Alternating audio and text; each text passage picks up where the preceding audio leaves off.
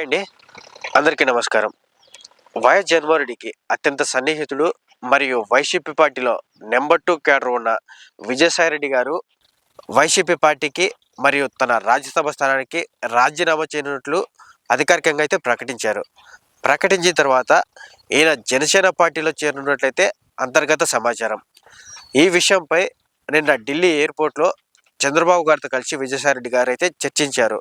ఇదైతే అధికారికంగా ఇంకా వెలువడలేదు, కానీ అతి త్వరలో అయితే ప్రజల ముందుకు వస్తుంది. విజయసాయిరెడ్డి గారు జనసేన పార్టీలో చేరడానికి మరియు వైసీపీ పార్టీకి రాజీనామా చేయడానికి గల ప్రధాన కారణాలు ఏంటో ఒకసారి చూద్దాం.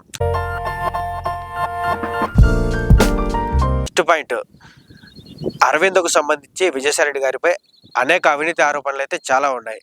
ఈ మధ్య కాలంలోనే ఈడీ ఎంక్వైరీ కూడా వెళ్ళొచ్చారు. విజయసాయిరెడ్డి గారు వైసీపీ పార్టీలో యాక్టివ్ మెంబర్గా ఉంటే ఇంకా కేసులు అనేది పెరిగేదానికి ఎక్కువ అవకాశం ఉంది.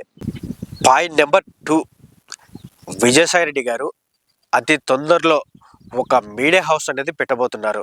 ఇందుకోసం ఒక ప్రముఖ ఛానల్ అయిన TV5 నుంచి ఒక ప్రముఖ జర్నలిస్ట్ ఇందులో చేరనున్నారు.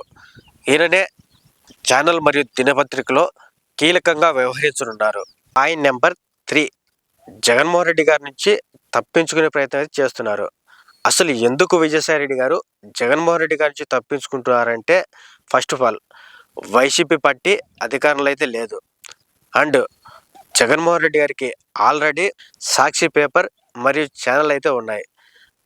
దీనివల్ల విజయసాయిరెడ్డి గారు మీడియా హౌస్ పెట్టడానికి జగన్మోహన్ రెడ్డి గారు ఒప్పుకోరు. ఈ కారణం చేత తప్పించుకునే ప్రయత్నం అయితే ఇలా చేస్తున్నారు. ఇలా అక్కడి నుంచి తప్పించుకున్న తర్వాత కూటమి ప్రభుత్వంలో ఎటువంటి ఇబ్బందులు రాకుండా ఉన్నందుకే ముందుగా చంద్రబాబు గారితో మాట్లాడి అతి త్వరలో జనసేన పార్టీలో చేరవచ్చని అంతర్గత సమాచారం. చూద్దాం మరి ముందు అయితే ఏం జరుగుతుందో.